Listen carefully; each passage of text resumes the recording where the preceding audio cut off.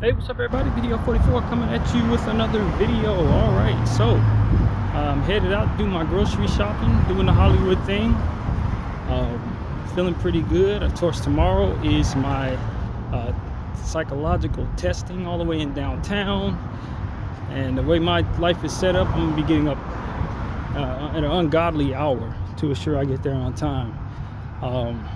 So try to get everything done that has to be done today out the way a little sooner than usual, and try to be in bed much earlier than what would normally be reasonable for me, but not too early, because if I get into bed too early then I'll wake up too soon. So it's either way, I got an early morning tomorrow, very early. I got my alarm set for 5:15, but I don't think that's early enough, to be honest with myself. I don't think so. I'm probably going to have to get up about 4:30 to assure that everything I want to do gets done and that I'm able to have a comfortable trip there. So yeah, man, I let them set the appointment for 9 o'clock. I knew I should have told him much later, like 12 or 1. But once he started saying we'd be there for 5 or 6 hours, or they need me to come there twice potentially if we couldn't get everything done the first day, I'm like, yeah, early is the way to go. So I bit the bullet and just let it be 9 o'clock against my better judgment. But either way, I'm gonna try to be on time. And yeah, it's my ways that make it so that I got to get up so early. My exercise routine, morning routine, the fact that I like to walk to the train station, all of that is by choice, but I'm stuck to it. So that's how I look at it. It's like I don't want to have to change my routine or rush out the house or spend $40 or whatever it would cost to take an Uber or whatever. I don't want to do any of that. So the lesser of all of those evils is to just get up early as hell and take care of business that way. So that is what I'm choosing to do. So yeah, man, that's what's up. I'm not as anxious about the testing itself. I'm really open-minded to anything having to do with my mental health and treating myself, aside from medication, which I will not be taking at all. But like any type of treatment as it pertains to sitting down with somebody or doing computer tests, stuff like that, answering questions, I'm always up for that. So, and I think this is going a long way in helping myself get the diagnosis that I feel is missing in my life right now. So that's really what it is, man.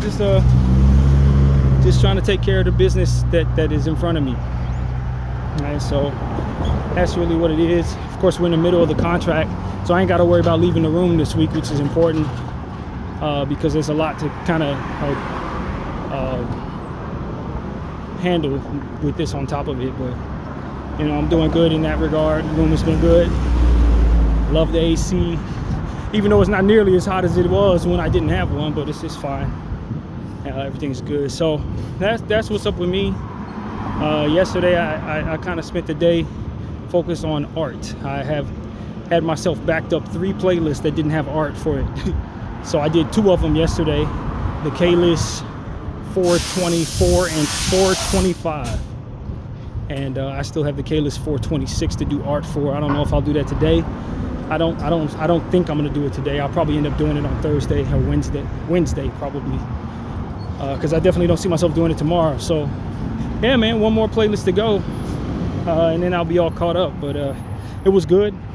It was good to do that. I thought the art came out pretty well.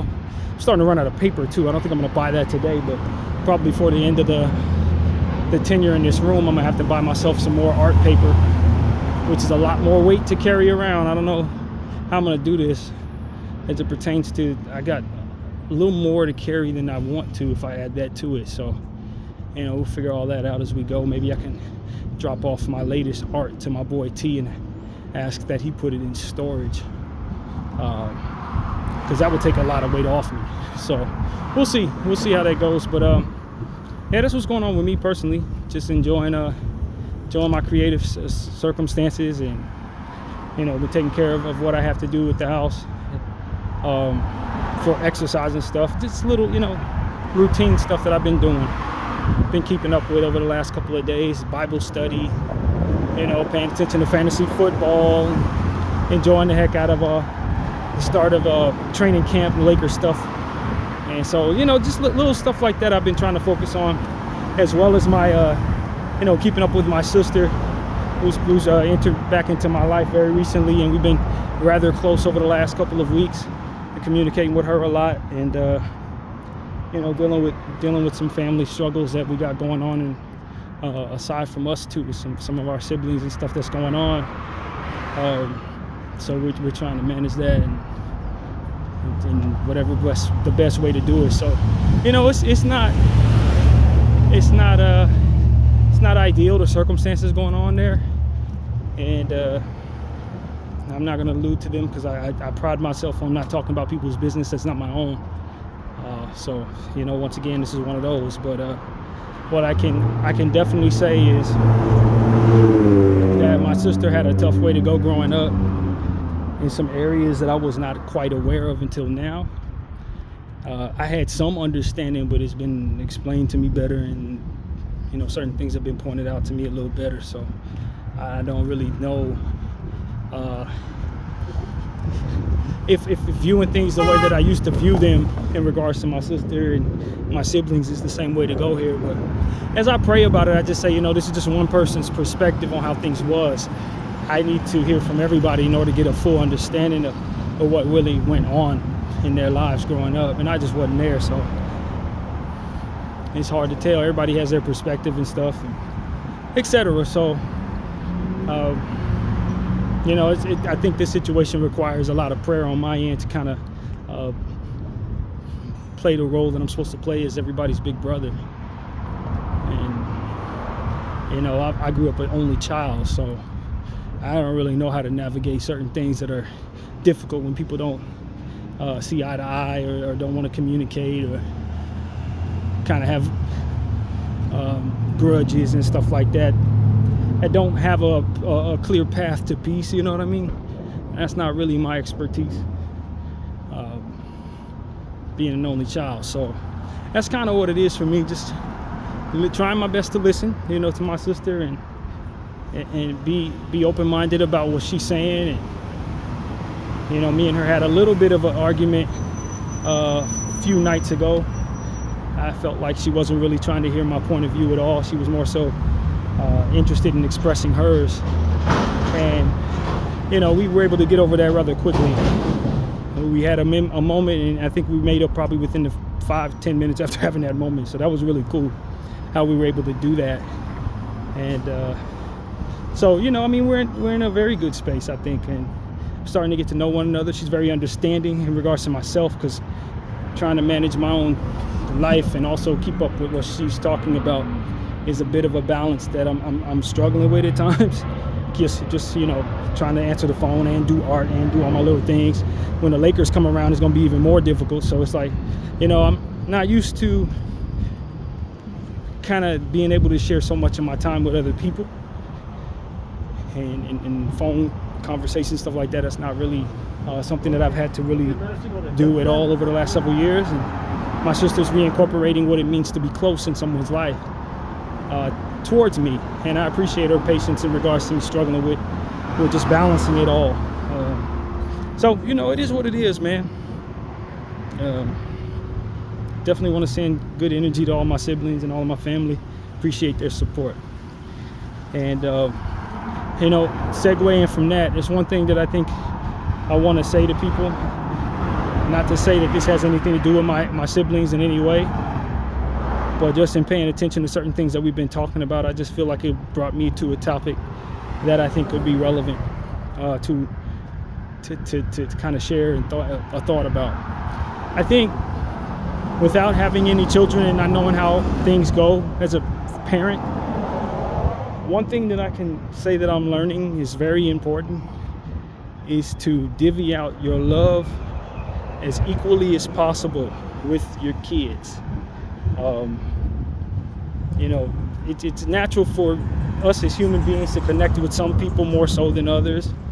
It's natural for us to have our favorites in regards to different things that we prefer in our life. Sometimes that leads into how we view people. And you know, for a parent, that can be something that comes with unfortunate consequences. Sometimes we're raised in a circumstance in our lives where we're raised in circumstances that are competitive, raised by people who may not have known what to do with us, but did their best, and in doing so maybe gave us some things that don't really work, and I know that's kind of vague and broad as a statement, but people do the best they can in raising their kids. They do the best they can in maintaining their mental health and their norms while trying to raise children. And sometimes you just get dealt a bad hand when you have parents that don't really know how to love everyone, how to manage their stresses and their prolonged frustrations in a way that still gives all of their children what it is that they need, personality traits and stuff like that. Some people require more than others. Some people are more sensitive than others, that kind of thing. And maybe depending on the personality, the parent might tend to venture toward one or the other because of traits that they relate to versus traits that maybe they don't appreciate much. That can cause so much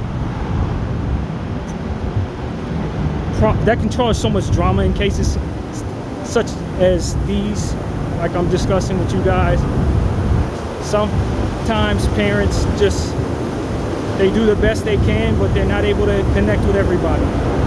I think that the challenge is to try your best to do so, to connect with everybody in your house.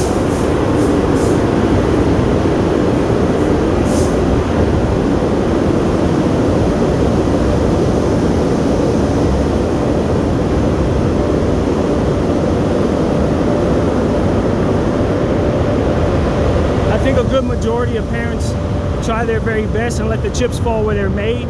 And I think that's all we can really ask of human beings, is to try your best.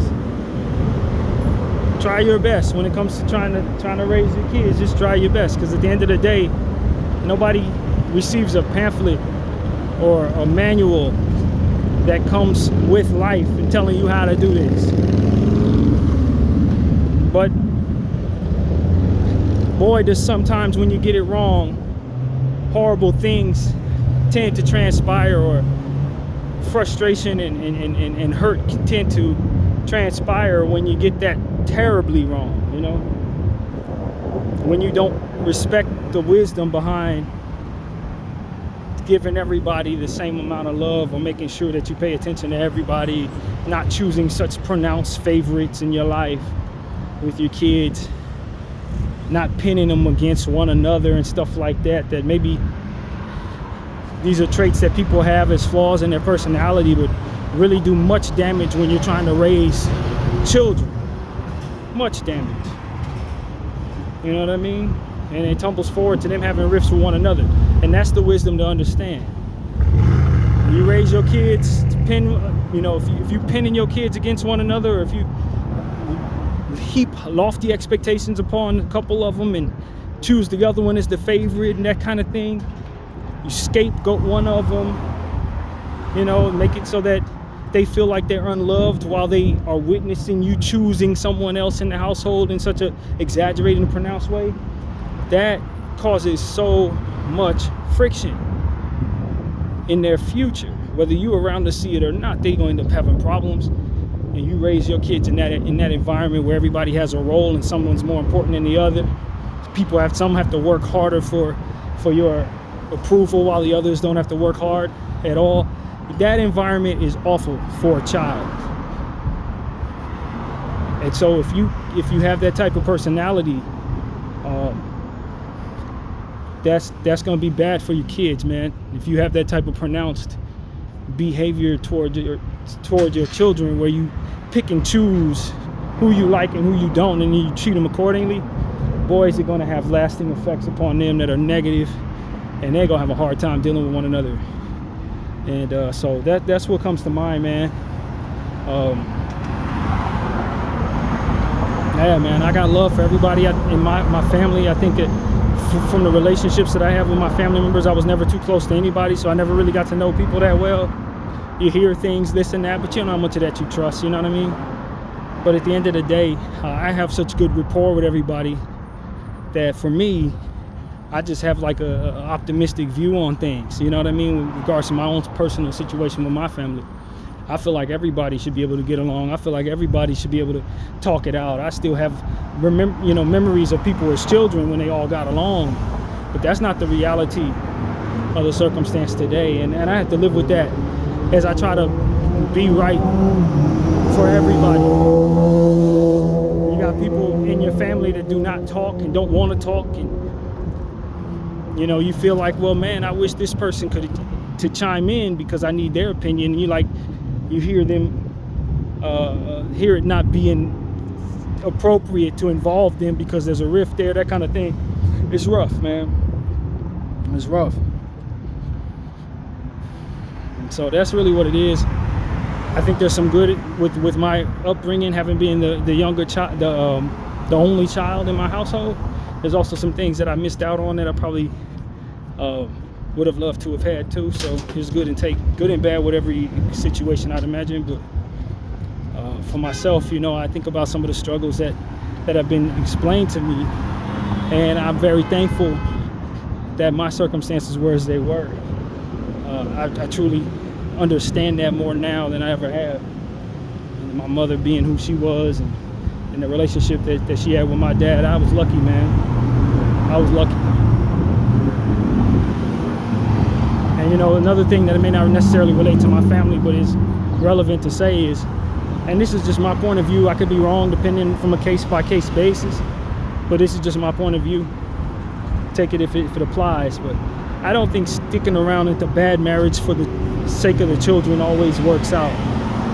Sometimes you'll stay in a bad marriage and you're creating a bad household for these children.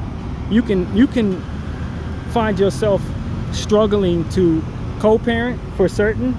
There's a lot of bad that can come with that a lot of the time, but there's much more bad than explained in a lot of cases that comes from staying in a situation that is no good for the sake of your kids, because the household is in turmoil because of the presence of y'all relationship not being loving. So sometimes it's best, for the sake of peace, to take what comes with a broken home rather than keeping one together that's broken anyway. Staying in a marriage with mommy and daddy fussing and fighting and domestic violence or what have you is prevalent. It's not a better situation than y'all trying to co-parent amicably in separate households.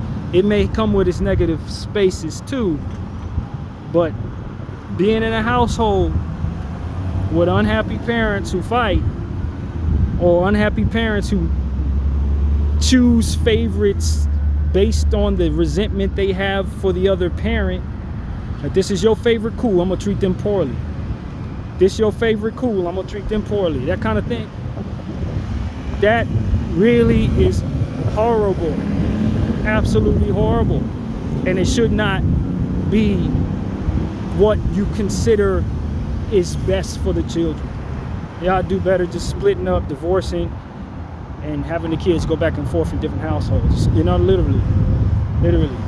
Both suck, but don't underestimate the power of the other, one of them sucking just as much as the other, as we assess what's best in our respective lives. Only you know what applies to your lifestyle, and only you know if staying for the kids is truly what's best for you.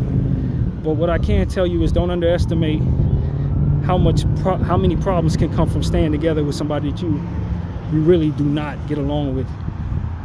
And then there are a lot of factors, including money, that makes people stay, or their finances. They built something and now they don't want to split it up because of the family dynamic, or in the lawyers and stuff like that. It's a lot of different things that people don't want to do, and I respect that. Only you can assess what's best for your case, but based on just different dynamics of what it is that I've seen and heard, it's definitely important that we understand just how much damage we can do thinking we're doing the right thing, staying in a bad situation for the sake of the children. So that's something I wanted to say, man. And then like a different conversation is like separating yourself from other people's struggles. And what that means is you can be there for somebody, but don't let them lay so much of a burden on you that when you walk away from them in your own bubble, now you're struggling. People will dump on you in such a way. There's so many of their problems that now those problems start feeling like your problems. You're in a world where they're not. But because you allow them into your world for a split second, now all of the burden is on you that they possess. All of the different things that they struggle with, suddenly it's on your head. They weighing you down. You gotta find some balance to say, it's only but so much of what it is that you have that I can burden myself with. I can take some of what you struggle with, but I can't take it all. I'm not gonna be able to sit here for longer than my threshold of time listening to your point of view as you struggle with your mind. There's only but so much I can do before I start struggling with what it is you struggle with too, and have to pull back. That selfishness can tend to be seen as negative, but I look at it in a different way. It's not necessarily selfishness. It's just making sure that you reserve as much of your energy as possible so that you have it for other things, replenishing your energy. It's no different than the rest and recovery idea. You know, when you work out, you don't want to overwork out. You don't want to overstretch. You want to get a good balance of all of those things. Get rest and then come back so that you don't injure yourself and then make it so that you can't work out at all. It's kind of the same thing when dealing with people who really have a hard time with their lives and want to give so much of their troubles to others who will listen. You know, that is, at the end of the day, a depletable patient is depletable. And eventually, if you don't reserve some of your patience, you will lose it. If you don't reserve some of your optimism, you'll lose it, that kind of thing. And, you know, I found myself struggling with that a little bit talking to my sister, because she was, you know, she's reliving certain things and she's speaking, you know, and it's like, I'm listening, and it gets to a point where it's like, all right, I can't sit here for any longer than I'm able to, you know what I mean, and listen to this. I'm a positive person. I got my own circumstances. I'm sitting here in my own space of peace. I'm not living through what you're living through, and I care about what you're living through, but I can't let what you're living through make me forget that I'm in my own world with my own circumstances to deal with. And so that's just my own personal thing that I have to work on, when to shut it down, you know? And that just depends on your personality and the personality of the people you're talking to. Sometimes you can do that a little more with some people than others. Some people you have to take in doses, other people you can listen to all day. It just depends on your personality and theirs. My sister can be a little heavy at times as it pertains to her feelings. You know, she tends to struggle with feelings that are deep rooted and long suffering feelings. And you let her talk about them, she will go for hours, literally. That's how her mind works. And it's comfortable for her to kind of be in those spaces, because she's always in those spaces. She knows how to compartmentalize that to a degree to where she'll talk about some heavy stuff and then walk away from it and be fine, you know what I mean? As to where you may hear some heavy stuff and then it'll be stuck on you, and you don't really shift out of it as well as she does, because she's more comfortable in those spaces. That's kind of what I deal with. So it's like, man, I'll be sitting there thinking about some of that stuff, or I'll just be like, man, I'm trying to chime in with some optimism, and it's just like it's not received well. She's very comfortable in the negative spaces of mine. When she's in that mindset, it's not really a whole lot of positivity she's willing to take in, or optimism that she really takes seriously. And for me, it's like, man, I don't find myself comfortable in those spaces. That's not my mental comfort zone, you know what I'm saying? So, and I'm somebody who struggled with depression. I'm somebody who struggled with major depression in the past. So it's like I've learned to enter into a positive space of mind and allow faith to kind of guide me, and, you know, allow positivity to kind of take over. My faith allows for a wildly unreasonable optimism, you know what I mean, to certain people.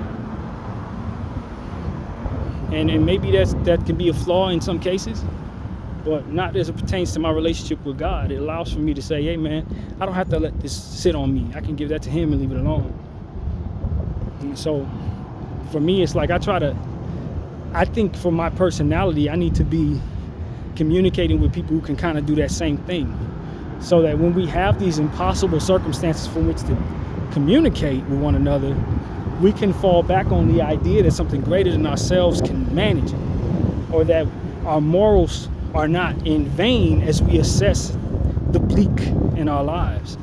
And our morality is not in vain. That our striving, though we can't see the light at the end of the tunnel right now, we believe in something that creates that light and the promise that he's bringing it to us. So it's like when you don't have that, and you're like me who has that, and I'm talking to somebody who necessarily feel the world that way, it becomes a burden a little bit to try to communicate as freely as I would like to. You know, you start hesitating to insert faith into the equation, because that's not necessarily how they look at the world. And this is like, as I told you guys on this channel a couple times, it's not my business to pretend like I don't know that God exists when he's already proven himself to me in so many different cases. And it's not my place to look at things through a worldly lens when I now have looked through a spiritual lens on a lot of things and made sense of things I couldn't see through my worldly lens. Now it makes more sense for me to go with what has worked. And when you don't communicate with people who necessarily see it that way, you find yourself sounding crazy to them, or sounding like you're not realistic, or sounding like you're not scapegoating, but I don't know what the word is, but just kind of skating away from dealing with things, you know. And so that's kind of what it is for me in regards to some of the people in my life that I've known that are not believers in God. I kind of venture away from them because I can't really meet them in an area where solutions are found, because a lot of my solutions are found in something that's above me and beyond me, and not necessarily in the evidence around me or the measures of man. And so, you know, I just ask the Lord to help me help them, you know what I mean? People, especially people who are on the fence, who don't find themselves being completely out on God, but don't necessarily turn to him at all at this stage in their life. I have a couple people that I know that way, and it's hard to meet them because my faith is so pronounced at this point. And my belief and my walk in this belief is so very defined at this point. As to where maybe when I was meeting these people in different ways, in different eras of my life, that wasn't the case. I'm kind of on the same plane. I'm not really on that plane no more, because I've elevated into a space of faith and alignment with something that's greater than myself. So that's not really me talking about my sister anymore, to be honest with you. That I've kind of ventured into a different space of mind as it pertains to who I'm talking about and what I'm talking about. But just the same, you know, we gotta, to bring it back to me and my sister, I gotta get to a point where I'm positive in my communications with her.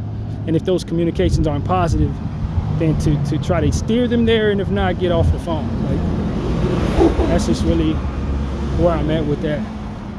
So yeah, man, it's a lot, as you guys can clearly see. It's a lot, because I'm trying to be a big brother, you know. I got her by like 10 years or something like that. So I'm really trying to step in and be who she needs me to be, and listen to her, and, you know, try to be sensitive to her point of view, and there's a lot of complexities about what it is she's saying, and a lot of what it is she's saying is also about a sibling of mine. So it's like it's only but so much I can line up with her in regards to this.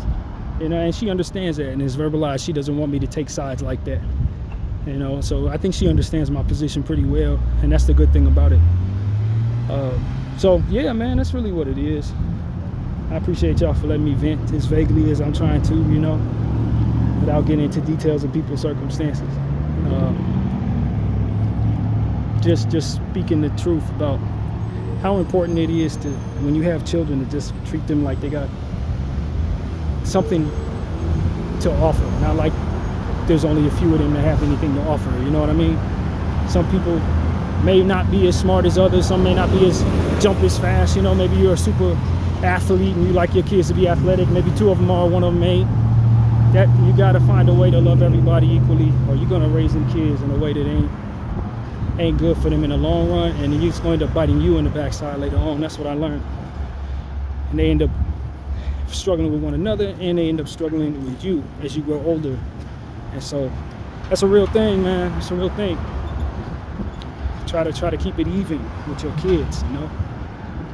Even if they in other separate households, try to check in with them, whatever the case may be.